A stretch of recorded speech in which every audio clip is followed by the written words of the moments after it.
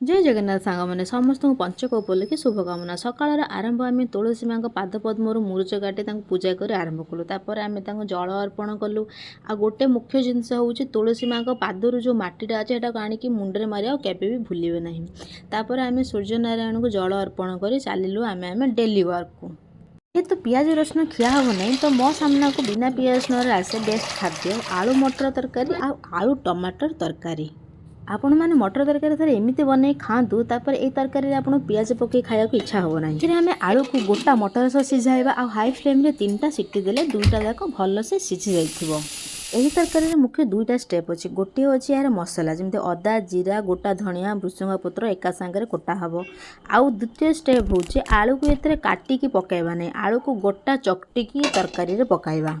आलू को चकटिकी पकाइले यार टेस्टा डबल हो जाए।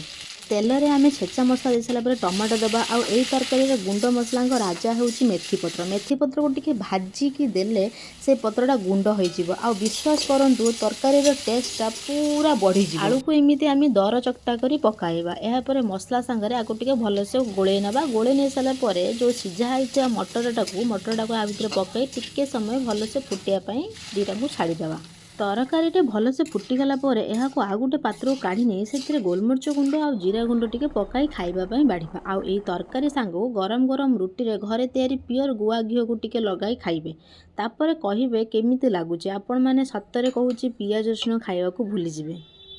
एक्चुअली मुझे थालीटा मो अपा बाड़ी जेहेतु से घी खाएनी से पुओ को खुआइला आ देखिए पुओ खाई ता एक्सप्रेशन केते सुंदर हम एमती घरे या टेस्टी खाद्य मो चैनल को लाइक फॉलो एंड सब्सक्राइब करने को जमा भी भूलिए नहीं।